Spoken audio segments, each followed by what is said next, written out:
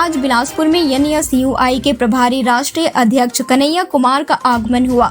इस दौरान उन्होंने कांग्रेस भवन में मीडिया से बात करते हुए प्रधानमंत्री नरेंद्र मोदी पर ताबड़तोड़ हमला करते हुए कई आरोप लगाए।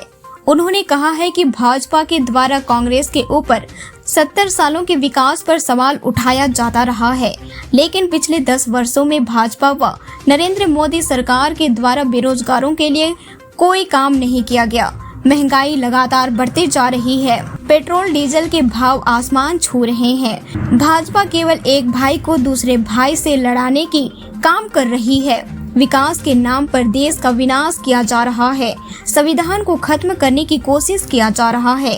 कन्हैया कुमार ने कहा है कि बिलासपुर में पिछले 3 दशकों से भाजपा का सांसद है, इसके बाद भी लगातार सवारी गाड़ियों की लेट लतीफ हो रही है, यात्री परेशान हैं।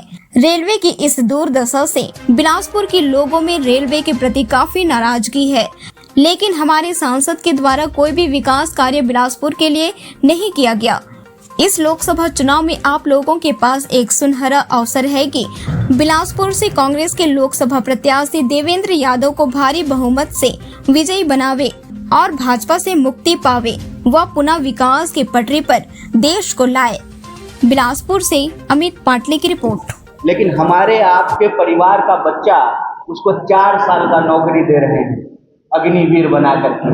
ना पेंशन है, ना ग्रेच्युटी है, ना जो है कोई भी टीए है, डीए है, प्लस शहादत अगर हो जाती है देश की सेवा करते करते तो शहीद का दर्जा भी है। ये जो देश के सामने हालत और परिस्थिति है, इसके बारे में हम नौजवानों को, बिलासपुर के आम लोगों को, छत्तीसगढ़ के लोगों को ये सोचने की जरूरत है कि यह जो चुनाव हो रहा है, यह चुनाव खोखले वादों और जुमलों पर होगा या जो इस देश के आम लोगों की वास्तविक हकीकत है उस पर होगा।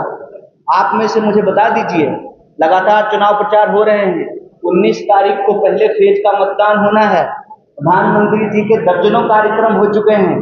प्रधानमंत्री जी ने अपने मुंह से एक बार भी रोजगार शब्द नहीं बोला, एक बार भी महंगाई शब्द नहीं बोला, एक बार भी ये नहीं बोल रहे कि ऐसा कैसे हो सकता है कि देश की कुल संपत्ति बढ़ रही है लेकिन देश के जो लोग हैं जिनसे देश बनता है उनकी संपत्ति घट रही है।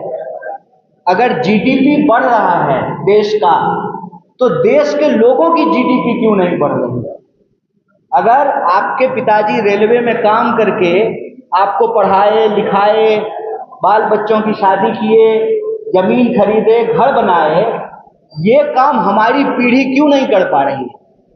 यह काम हमारी पीढ़ी इसलिए नहीं कर पा रही है कि हमारे मुद्दे राजनीति से गायब कर दिए गए। तो ये जो चुनाव है, यह चुनाव आने वाले दिनों में इस देश का भविष्य क्या होगा, उस भविष्य को तय करने के लिए है। इसीलिए इस बार कांग्रेस पार्टी का जो घोषणा पत्र है, उसको हम घोषणा पत्र नहीं कह रहे हैं, न्याय पत्र कह रहे हैं, क्योंकि यह दस्तावेज बनेगा आने वाले समय में इस देश के आम लोगों की खुशहाली का, ये आधार बनेगा